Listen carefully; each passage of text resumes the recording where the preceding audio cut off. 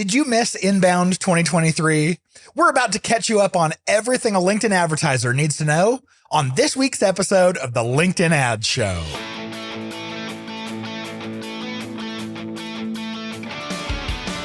Welcome to the LinkedIn Ads Show. Here's your host, AJ Wilcox. Hey there, LinkedIn Ads fanatics. As of the time of this recording, Inbound 2023, the biggest B2B conference that I attend every year, just wrapped up. HubSpot's the force behind the conference. They're the ones who own Inbound and put on the conference. So obviously heavy on sales and marketing content. And I remember back before COVID, the show got up to where it was 25,000 attendees that would descend on the Boston Convention Center. It was absolutely crazy. You had to book hotel rooms and Airbnbs months and months and months in advance. It was terrible. But this year they sold out at 13,000 tickets, I believe. And honestly, I actually really like it better being a little bit smaller of a conference. It's still huge, still massive compared to other marketing conferences. But I really liked not standing shoulder to shoulder and being crammed in like sardines.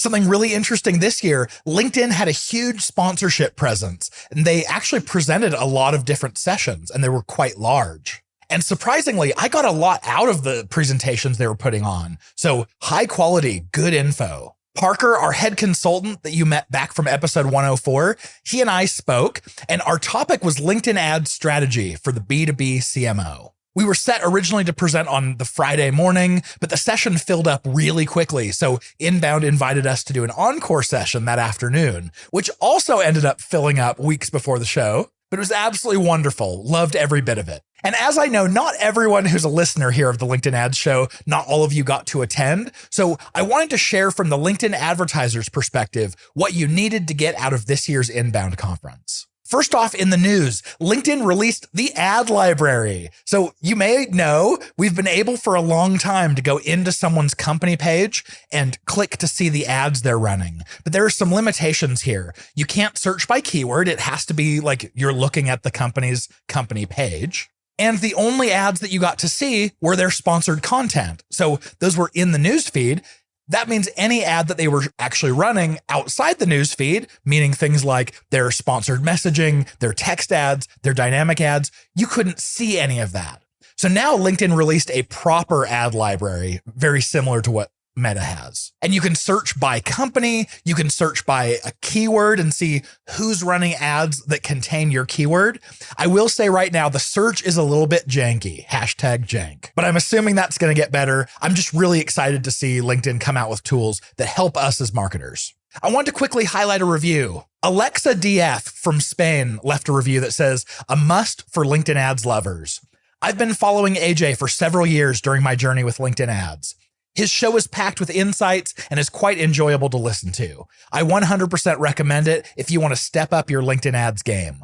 Alexa, thanks so much. I wasn't able to find you on LinkedIn to shout out your actual name and company and all that. But if you want to hit me up on LinkedIn, I'm happy to still give you a shout out. But Alexa, I want to say thank you for leaving that specific review. This is exactly what I aim for. I'm not a really enjoyable person to listen to normally. So when I get really geeky about LinkedIn ads, I'm so glad that that energy comes across and you actually enjoy listening to this. Okay, now I've mentioned this in the last couple episodes, but I want to try something new. I'd love for you to record an audio file and send me either privately on LinkedIn in a message, or you can email us at podcast@b2linked.com. But anything that's like a review of the show or questions that you have that you want covered, feedback for the show, whatever. And I actually want to play them here on the show. So record yourself asking a question, commenting on something from a past episode, and I'll aim to include you right here in the show. All right, sound good? Let's see how this goes. All right, let's go ahead and jump right to the conversation that Parker and I had as we wrapped up Inbound 2023. Let's hit it. Well, awesome, everyone. We are here at Inbound 2023. It's the conference put on by HubSpot. There's very much a B2B audience. Very cool. It's one of the biggest shows that I speak at every year. And I love how they are so into CRM and paid social so much. We have a lot of really advanced marketers here. Really cool show. I'm here with Parker Williams. Say what's up, Parker. Hey, everybody. Excited to be here. Great time in Inbound. And so we're doing this episode today to basically give you a rundown of how Inbound 2023 went from a LinkedIn advertiser's perspective. There was a lot of different content that was valuable for B2B, content that was valuable outside and everywhere. And then, of course, LinkedIn themselves were a sponsor and had a lot of content that we had to go watch as well. So some great stuff there. All right. So Parker and I are here at Inbound. It just wrapped up. So we're recording right after the last session. Parker, what did you think of Inbound this year? Yeah, it was really awesome. I was impressed with the turnout. I mean, compared to last year, I felt like this was a much better turnout. There's way more people. Obviously, we're coming off of COVID last year. We're a year out from that. So, and the presenters were awesome. The content was great. There was a lot of practical stuff that I took home and I'm excited to implement as a sales and coach and customer service person and a marketer. So yeah, I felt like very well-rounded content. And my favorite, I'm diving right in, man. Is that okay? Please. I think everyone probably can agree with me on this. My favorite was Andrew Huberman. I'm a huge fan of him. Yeah. So that I just loved hearing him live. It was cool. Yeah. Andrew was interviewed by Brian Halligan, one of the co-founders of HubSpot. And it was awesome. He shared his morning routine, which doesn't sound all too exciting, but coming from a scientist who's interested in our human performance, a lot of what he shared was, I don't know, you and I both listened to his podcast, so it wasn't groundbreaking to us, but I was looking around and there was a lot of people whose minds were blown. Yeah. And it's so dumb and simple. And the comedian after totally made fun of him about it. But I've implemented the stuff he teaches and trains on, and that scientifically has been proven to benefit your life. And I've totally seen a difference in my life. So as dumb and simple as it is, we fall out of that because we go to bed holding our phone at night. We wake up looking at our phone in the morning, or we don't drink enough water. It's funny. It's simple. But. Totally. What about you? What were your takeaways? So there was I think it was the second day of Inbound. LinkedIn had a whole floor that was dedicated to them. So they sponsored the whole floor. There were 2 sessions going on all the time. And I really so I'll preface this by saying, from my life in digital marketing, a lot of times I've noticed that corporate presentations that are put on by employees of the platform generally are very low quality. You don't get very much out of them. There aren't very many insights. It's all sales pitchy. I was actually really impressed this year with LinkedIn.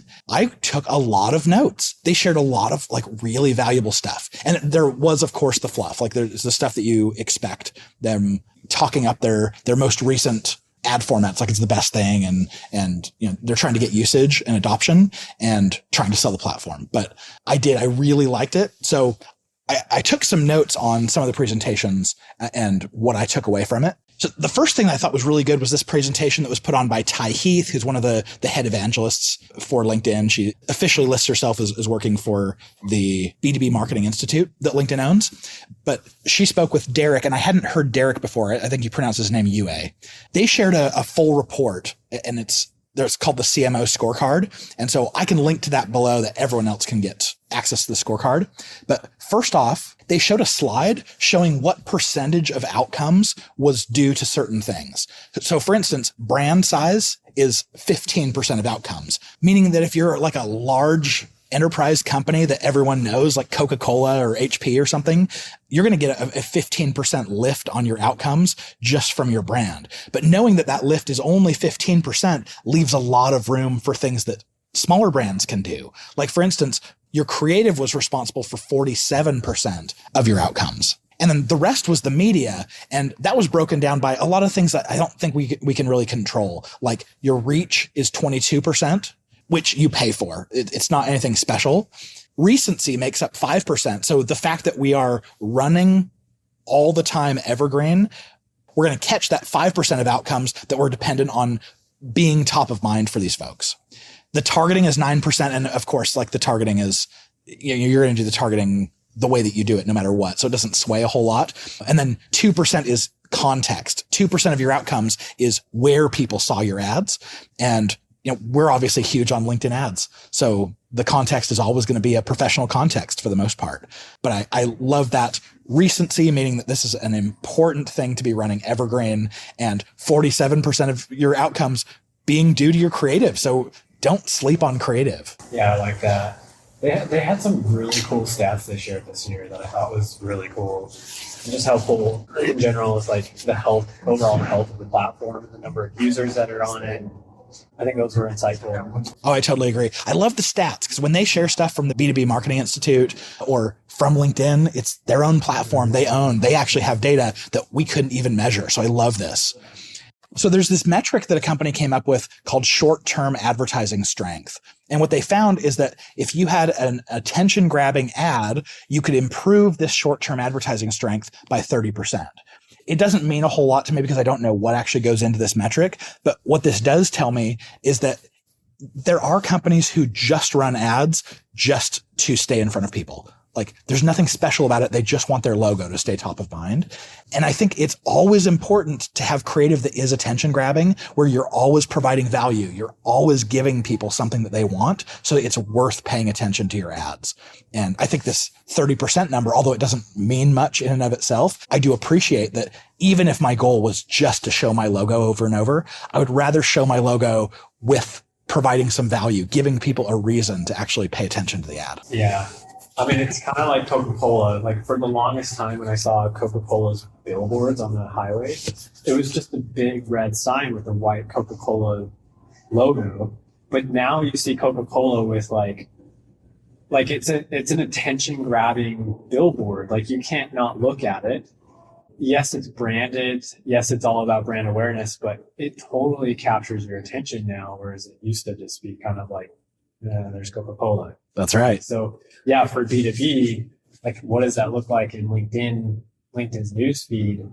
You know, a boring stock photo with your logo on it. That's kind of like Coca-Cola's old ad, like a good attention grabbing photo, static image ad, maybe with real people at the company, with like real employees or the CEO or somebody.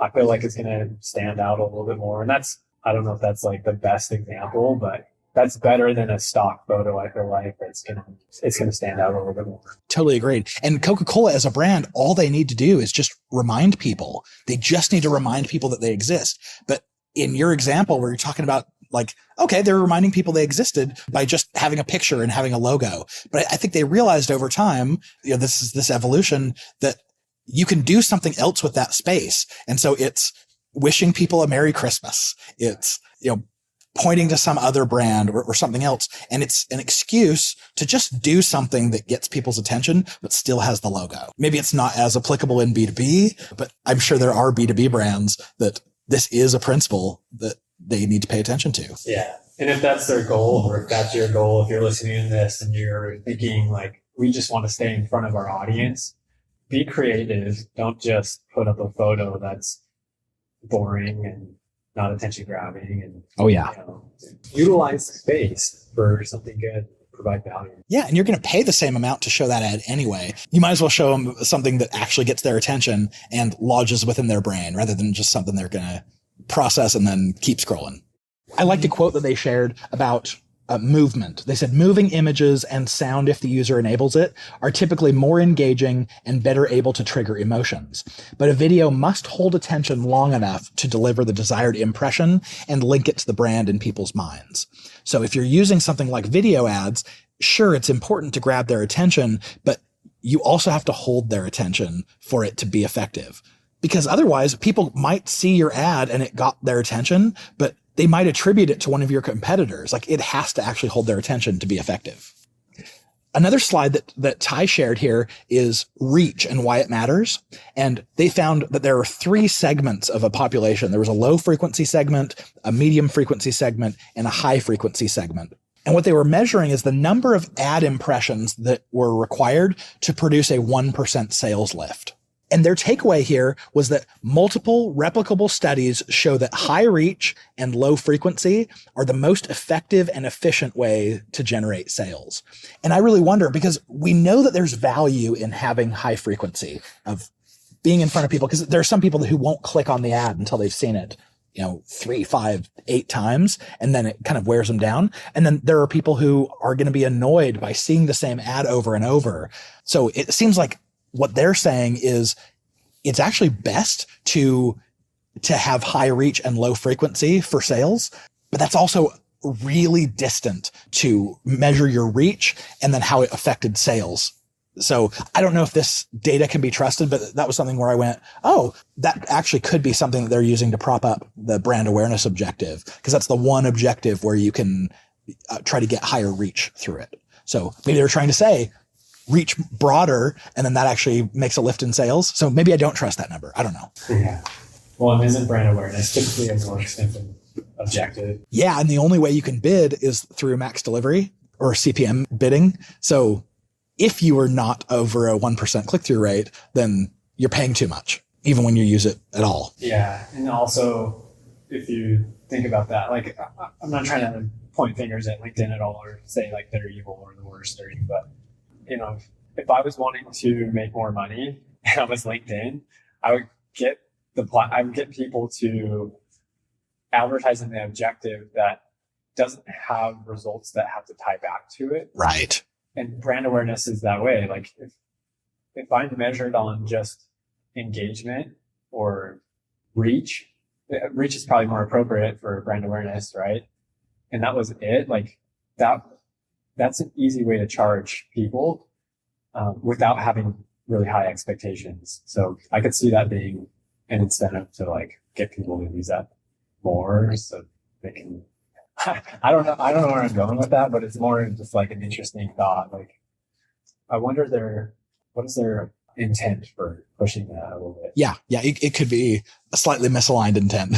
Yeah.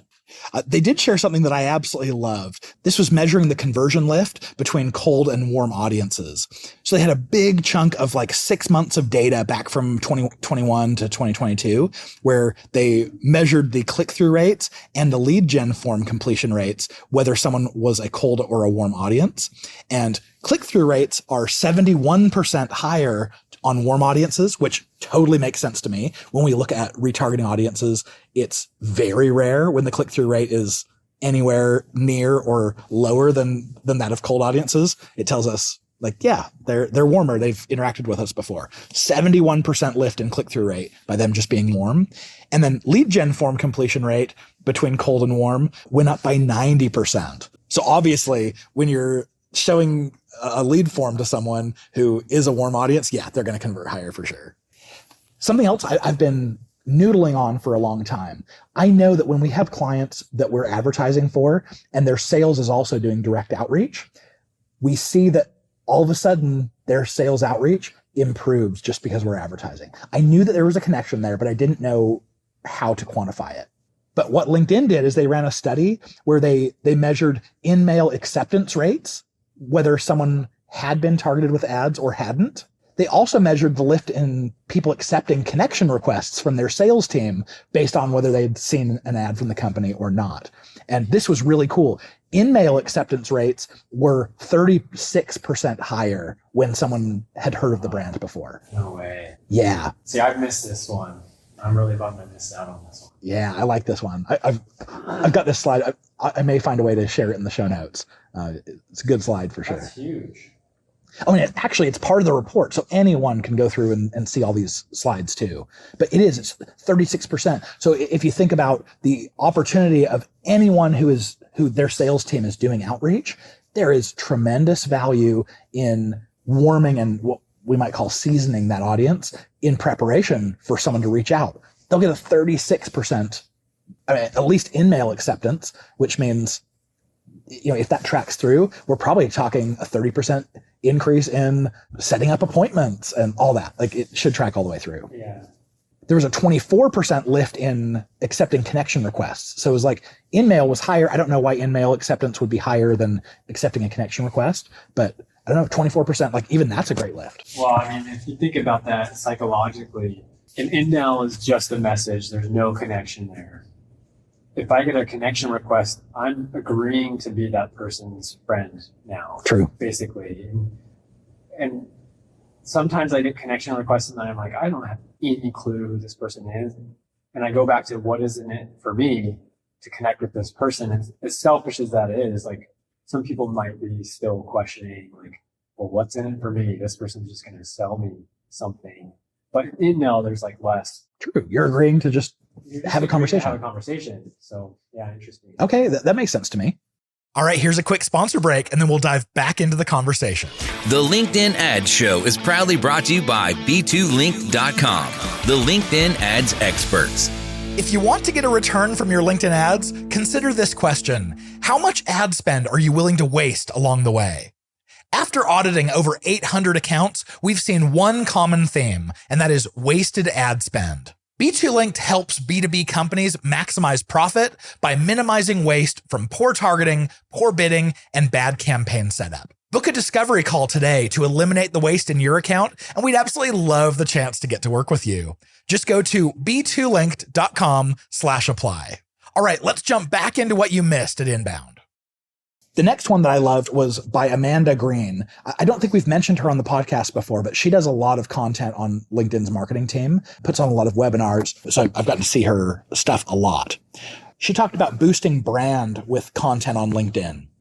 The first stat here is really shocking. B2B customers make it through 70% of the purchase process before they reach out to a company. And along the way, they consume 10 plus pieces of content. And her statement here is, no matter how great the creative, a single brand touch point is not enough. There have to be more touch points than that. And it's crazy to think 70% of that research is done before your sales team even has an email address in the CRM. Wow. She did share a thought about thought leader ads that I absolutely love, because we've got some experience with thought leader ads, but because they're so new, they just came out in June, we don't have extensive experience with it. She said through their data, they found a 1.7 times higher click-through rate than single image ads. And I love that, almost twice the click-through rate. And of course, we know the higher your click-through rate goes, the lower your costs are on a per click or per impression basis. So I love that. I'm more of a fan of thought leader ads after seeing that. Yeah, and I would suggest put a few filters with that data there, because there's a lot of companies we work with that don't have an influencer in the company or a face, like a personal face. And if you were to go run some influencer ads, like it probably wouldn't be as good as that. They already have to have some authority in the space and have good content. The content, it's just another medium. It's another format. If that content of that ad is not interesting or engaging, it's probably not going to perform as well as those stats. So I think it's important to be careful. Don't just jump on something because it's hot and new. Take some logic and time and put some thought into that process of potentially running those ads. Oh, agreed. Especially because they're so limited. There's very little you can do, and you can't attach a lead gen form to them. We just recently got the ability to promote video in a thought leader ad. So you're not going to dump your entire set of campaigns and your entire spend and move it all to thought leader ads. It's almost like this is going to be an addition to the strategy you're already running. She shared another stat about social proof. She said 1 in 2 buyers say that peer validation is a primary vehicle for increasing trust of a product. And this makes perfect sense to me. I can see an ad, 10 times and not pay much attention to it, but kind of lodge that away in my mind. But then as soon as a friend says, oh yeah, I've used this product and it's great, all of a sudden now I'm paying attention and I'm highly considering the product. So it really is super important to have other people talking about your brand as well. Yeah. I mean, that goes to show, anytime we use social proof, and not just your typical social proof of a testimonial, but a good video testimonial of somebody outperforms a static image with a quote from a customer. Yes. First name. If it's a real person talking about how this product has changed their life as a marketer, as a salesperson, or whatever role they're in, is very powerful. Oh yeah. And I like your idea here of doing a video testimonial, because that's something that you can collect and still promote on behalf of the company. Whereas you can't take a non-employee and launch a thought leader ad. I wish we could, but we can't. They have to be linked to your company page saying they're one of your employees. This is something that actually came up in our session. Someone asked, and I actually don't know the answer to this. They thought, hey, could we have user-generated content? And maybe this influencer says that they're with our company just long enough to promote the ad, and then they remove that. Maybe that's possible, or maybe as soon as they remove themselves from the company, that post shuts off. Yeah. Maybe it goes on pause. I don't know. I've seen people, there are B2B influencers. It's becoming more common now. And they're becoming affiliates, or there's some partnerships that they'll work with because they promote certain products that they use. Like, I would never have any problem with putting on my profile, LinkedIn, for example, like we promote LinkedIn all day. Like, we should be, in a way, advisors for LinkedIn, or not advisors, but advocates or brand advocates. Like, I could put that on my profile. I have no problem doing that if the company asks me, because we promote LinkedIn all the time. Yes. And then that would open up us as an opportunity to be an employee that they could have us send thought leader ads through. So I'm sure there's a way to hack that and get around. Totally. Just needs to be tested. The right person. Yeah. Yeah. Totally agreed. I know you and I both went to the same session from Chris Levine, he's one of the top media producers at Wistia. And the title of his talk was Fire Your Video Producer. And I loved it. I mean, he had the theme all the way through his presentation was basically like, I'm a video producer, but I still think you should fire me. And although it sounds controversial, he's not actually saying we should get rid of video producers. But what he's saying is video is so important and so impactful. You should do it at low cost before thinking that you have to invest in a full studio and, full-time crew to come and make sure things are well lit. He's like, use video at low cost with all of these new cheap AI tools to build a case for it and show that video works for your organization. And then when it's working, you can build a business case for like, oh, this works really well for us. Maybe we should scale up and hire a producer and do this at higher production values. Yeah, that's huge. Oh, and also for running ads, because running ads is all about creating a feedback cycle. So you pick an audience, you put a message in front of them, you launch it, and you get data back immediately from that audience on whether they like your message or not. Yes. And if they don't like your message and you just dump 10 grand into production, that totally stinks. Yeah. But if you use this process that Chris Levine used, where you can produce video quickly, fast, like you could batch work a bunch of video ads. It didn't take a huge investment to do it. And then you can go and test and run those video ads and get feedback right away. You'd be able to walk away from that and say, okay, this is what we need to tweak to our video ads. Like, we need to, in the first 3 seconds, we need to make sure that we capture their attention. Our drop off in the first 5 seconds is huge. So clearly, first 5 seconds of our video is really good, but then 6 seconds, something's happening and they're falling off. Yes. To go to a video production company again, or to use your team. In some cases, we have customers where they've got to go back to their team and they're already backlogged with so many other projects. It takes 2-3 months to get another video ad. That can totally ruin a LinkedIn ad campaign effort. So being able to be quick and fast and produce video, I think it's huge. I mean, that's a game changer for me. Yeah. And we don't use the term lean very often in marketing, but lean is something that's very often used in operations and even development. It seems like this is a very lean strategy where, like, don't put all of your resources. Maybe you have the budget for a whole media production team. Great. But that stuff takes time and so many people have to sign off on it. It's a slow process. So start out lean, start out at really low cost, but doing it. You're doing the job 70% of the way. See if that makes a difference, and then see if it makes sense to hire someone to do it the rest of the 30%. I think there's something to note here too, is if you already have data on your messaging, your audience, you have product market fit, and you have the budget to hire a video production company to produce really high level, good content, I do think it's still worth testing some of that. For example, our partner Video Brothers, we've seen their videos just absolutely crush it on LinkedIn and help ad performance improve instantly. And so I do think, depending on how deep your pockets are, like, you could go full production. If you've got small budget, this is definitely the route to go. Totally. And what I love about what Video Brothers does is they make ads that are informative and funny. And I think comedy can go a long way. What Chris was talking about, he was like, start with videos like support Like they are supporting your existing customers. And so not very many people see them, but this is just you proving that video works. I do think that there's a case to be made that if you're using this for video creative, it can make sense to invest highly in it as long as it's going to be attention grabbing. It's going to be funny. Without the funny, like I don't think high production value is worth very much in advertising. Right. I've seen that. We've had high production videos that are not entertaining, and they perform subpar. Yeah.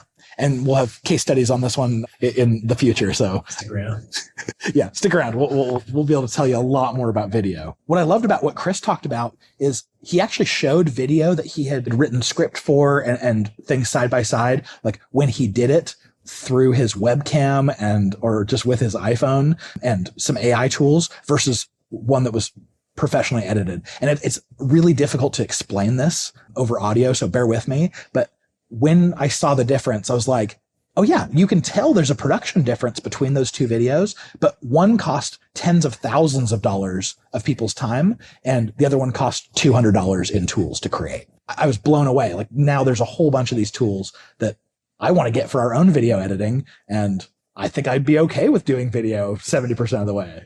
So anyway, if this is interesting to you guys, please let me know, because I may reach out to Chris and see if we can have him on the podcast if this is a cool topic you guys want to listen to. Because we do a lot of video, it was like shockingly amazing to me, but I realized it may not be 100% relevant to LinkedIn ads. So maybe it doesn't belong on the podcast. I don't know. But I reached out to Chris because I want to be connected with him. I listen to the podcast. I want to hear more from Chris. Yeah. Great. So those were the other presentations.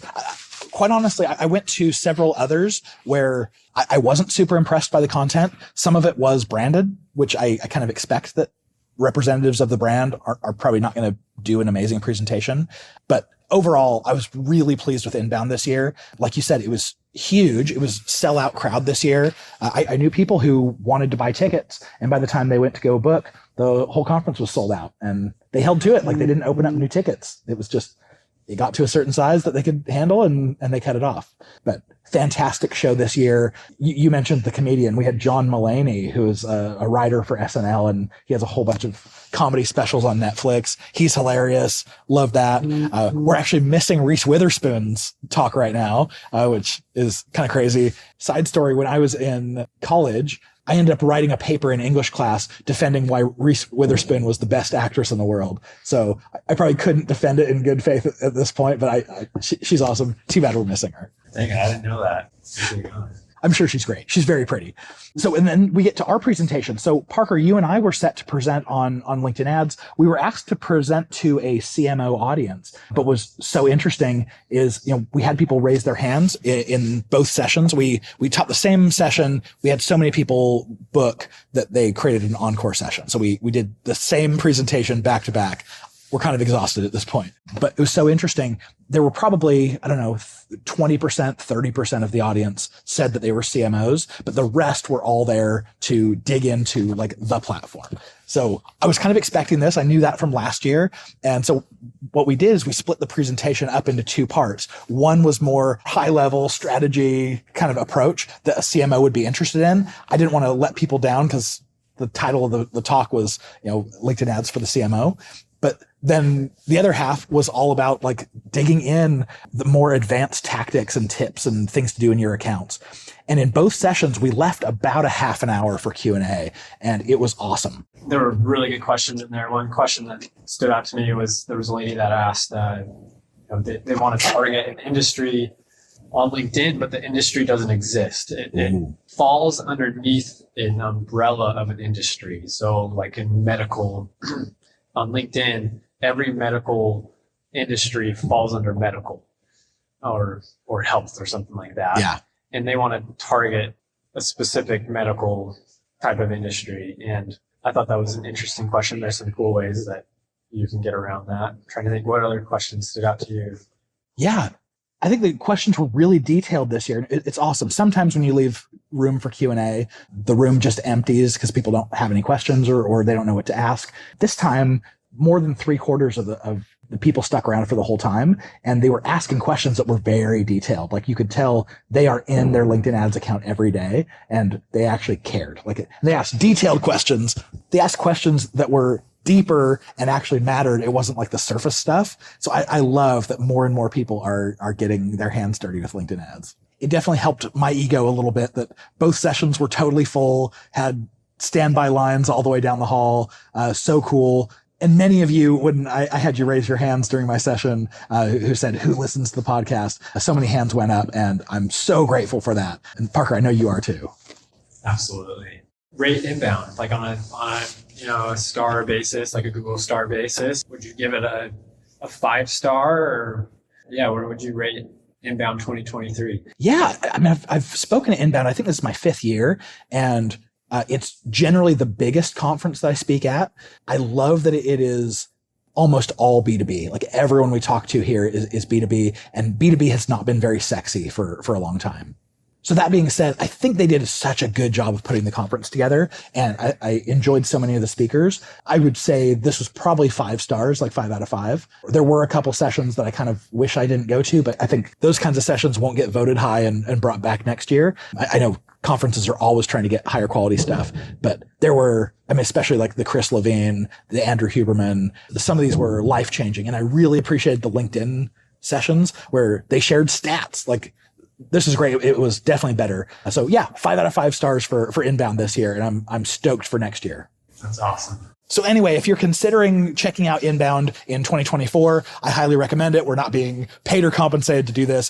It's legitimately a conference I'm excited to speak at every year. I'm excited to attend. They bring some of the coolest people. You can't check your bags. Yeah. Yeah, it was a little bit harder for speakers. Like, I want to make sure that my shirt stays ironed all the way up until I go on stage, but we had to drop our bags off at a hotel across the street. So that's it. That's our coverage of Inbound 2023 from a LinkedIn advertiser's perspective.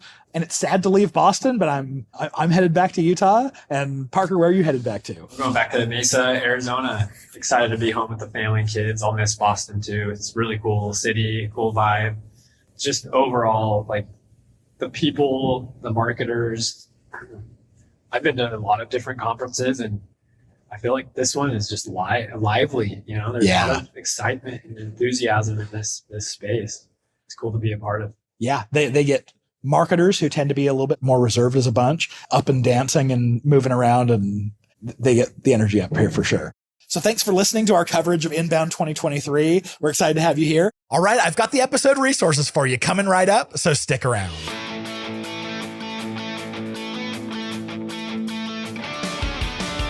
Thank you for listening to the LinkedIn Ad Show. Hungry for more? AJ Wilcox, take it away. All right, here's the resources from the episode. Like we mentioned, we have a link to Chris Levine's LinkedIn profile. So if you want to go follow him, connect with him, he's absolutely awesome. And I really hope he posts the content somewhere, because I know Inbound didn't record the sessions this year. But like I said, one of the best sessions that I've ever seen. Then there was the CMO Scorecard presentation from Ty Heath at LinkedIn. I went ahead and linked right to the report. It's like 60 or 70 pages, lots of really good visuals there. I took a bunch of screenshots of it so that I would know what to talk about here in the presentation. If you're looking to up your LinkedIn ads game, go check out the community that we built called LinkedIn Ads Fanatics. It's fanatics.b2linked.com. And of course, this link is in the show notes below. And for a low monthly price, you can get access to all 4 of our courses, taking you from absolute LinkedIn ads beginner to bona fide expert. Plus, you have access to all the community of LinkedIn ads professionals. This is what we do for a living. It's great. So come join in conversation, come and learn a lot. There's also an option to hop on a weekly group coaching call with me. So if you want direct access to me, ask me all your questions, go ahead and opt for that upgrade. If this is your first time listening, we're excited to have you here. Welcome. Make sure to hit that subscribe button in whatever podcast player you listen. Now, if this is not your first time listening, I would encourage you, please do go and rate and review the show. I know it sounds trite, but this is by far the best way that you can say thank you for all the hours of preparation and production that goes into the show. And of course, I'll shout you out live on the show as well. With any questions, suggestions, or corrections, reach out to us at podcast@b2linked.com. And with that being said, we'll see you back here next week, and I'm cheering you on in your LinkedIn ads initiatives.